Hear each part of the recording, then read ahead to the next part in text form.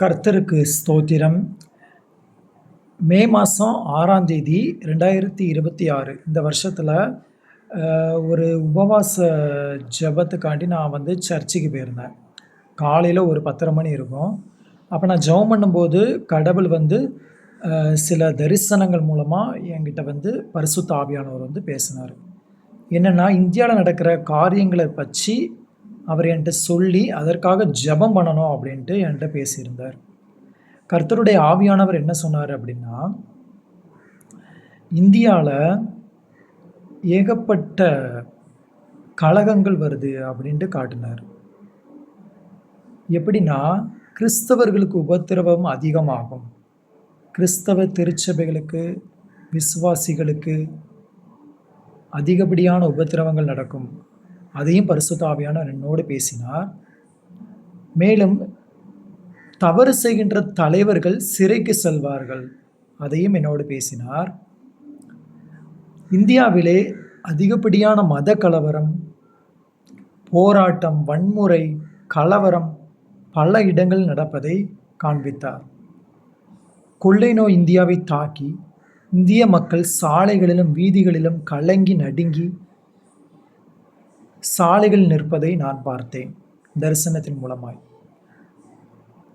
தேசத்திலே பல வன்முறைகள், கலவரங்கள் நடந்தாலும், பல வேதனைகள், பல நெருக்கடிகள், பொருளாதார நெருக்கடிகள் இந்திய தேசத்திலே நடந்தாலும் கூட தேவன் இந்திய தேசத்தின் மீது ஒரு இரட்சிப்பின் எழுப்புதலை கட்டளையிடுகிறார். இந்திய தேசம் முழுவதும் அக்னி விழுகிறது. கர்த்தருடைய நியாய தீர்ப்பு நடக்கிறது இந்திய தேசத்திலே. இந்திய தேசத்தில் உள்ள எல்லைகள், அனைத்து மாநிலங்கள், மாவட்டங்களிலெல்லாம் கர்த்தருடைய அக்னி விழுந்து இரட்சிப்பு தீ மலமளவளவனு பற்றி எரிகிறது. இதையும் நான் பார்த்தேன். எந்த அளவுக்கு கிறிஸ்தவர்களுக்கு, கிறிஸ்தவ திருச்சபைகளுக்கு விரோதமாக கலவரங்கள் வெடிக்கிறதோ, உபத்திரவங்கள் நடக்கிறதோ, அதே நேரத்தில் கர்த்தர் இந்திய ஜனங்களை ரட்சித்து திருச்சபைகளுக்கு நேராய் கொண்டு சேர்த்து கொண்டே இருந்தார். சபைகள் நிரம்பி வழிகிறது, சபைகள் பெருகுகிறது, ஊழியங்கள் பெருகுகிறது.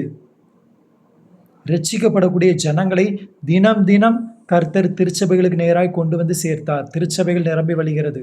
அதையும் நான் பார்த்தேன். மதுரை மாவட்டத்தின் மீதும் சென்னை மாவட்டத்தின் மீதும் அக்னி விழுவதை பார்த்தேன். கர்த்தர் மதுரை மாவட்டத்தின் மீது நியாய தீர்ப்பை செலுத்த இருக்கிறார். அருவருப்புகள் எல்லாம் நிறைந்த இடம் என்று மதுரையை சொல்லி அதை நியாய தீர்ப்பு செய்து, சென்னையையும் நியாய தீர்ப்பு செய்து, கர்த்தர் அந்த பட்டணங்களிலே ஒரு மிகப்பெரிய இரட்சிப்பை செய்ய போகிறார். வரக்கூடிய நாட்களிலே மதுரையிலும் சென்னையிலும் பல விதங்களில் கர்த்தருடைய கோபம் பற்றி எரியும்.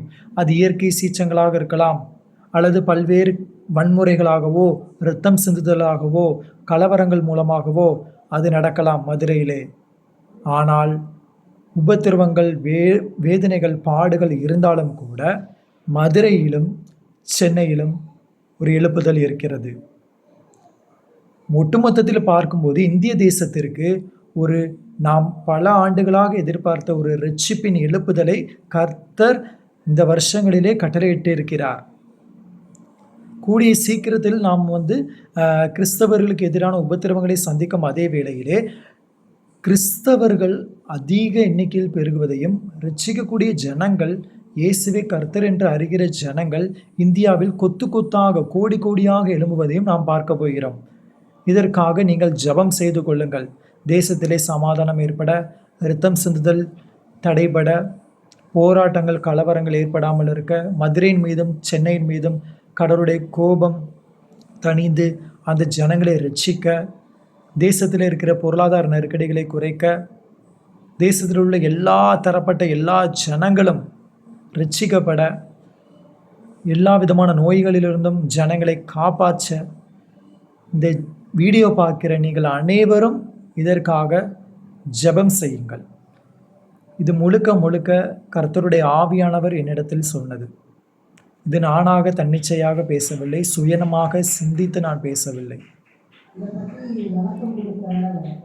எல்லா துதிகன மகிமையும் கர்த்தராகிய இயேசு ஒருத்தருக்கு மாத்திரமே. நான் சிறுகவும் அவருடைய நாமம் பெருகவும் வேண்டும். ஆமென்.